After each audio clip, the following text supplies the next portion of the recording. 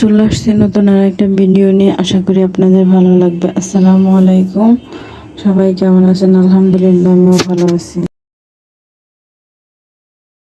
অনেকের আছে লতি কিন্তু প্রচণ্ড গলায় ধরে, তাদের জন্য আজকের এই টিপস নিয়ে আসছি। এভাবে রান্না করলে একটু গলায় ধরবে না। আর এখানে আমি বেশি করে পেঁয়াজ এবং কাঁচামরিচ দিয়ে দিচ্ছি।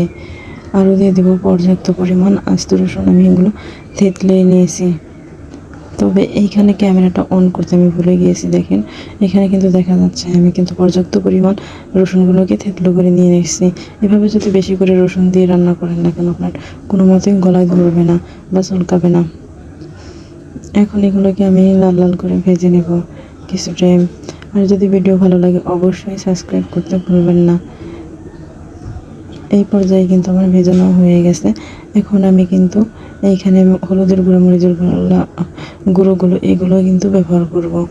আমরা যে সকল মশলা রেগুলার ব্যবহার করি এই সকল মশলাই এখানে অল্প কিছু দিলাম আমি মরিচের গুঁড়া আর হলুদের গুঁড়া। মরিচের গুঁড়াটা কম দেবো, কারণ আমি এখানে কাঁচামরিচ ব্যবহার করেছি। আরও দিয়ে দিয়েছি ধনিয়া।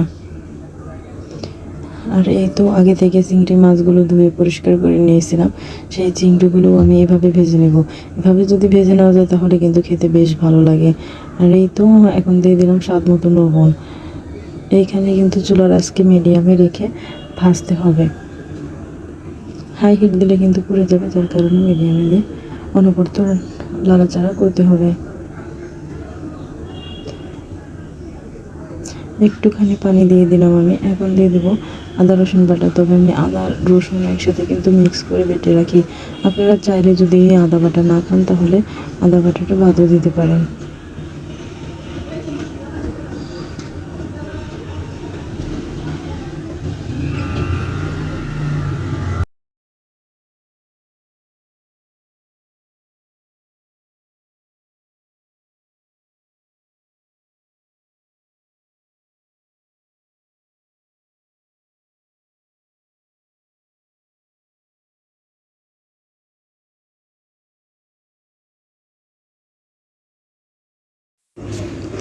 এই পর্যায়ে কিন্তু আমার চিংড়ি মাছগুলো সব ভালো মতো কষানো হয়ে গেছে।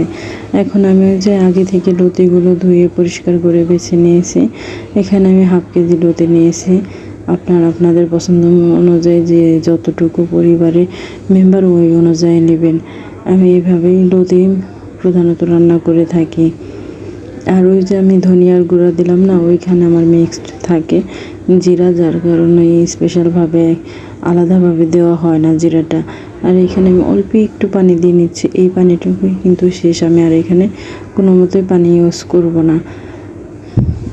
এইভাবে লাড়াচাড়া দিয়ে সুন্দর করে চার সাইড থেকে নামিয়ে আমি ঢাকনা দিয়ে ঢেকে রান্নাটা করে নেব। তারপর আমি আবার আর একটু লবণ দিয়ে দিলাম, কারণ যতটুকু লবণ দিয়েছি ততটুকু তো শোষণ করে নিয়েছে চিংড়ি মাছ। এখন এখানে একটু দিয়ে দিলাম লতি, যেন সিদ্ধ ভালো মতো প্রপারলি হয়ে যায়।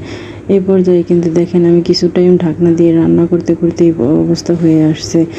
দেখেন আমার লতিটার কালার কিন্তু মাশাআল্লাহ খুবই সুন্দর এসেছে, দেখতে কিন্তু খুবই লবণীয় হয়েছে। ভালো থাকবেন, সুস্থ থাকবেন। আসসালামু আলাইকুম, আল্লাহ হাফেজ।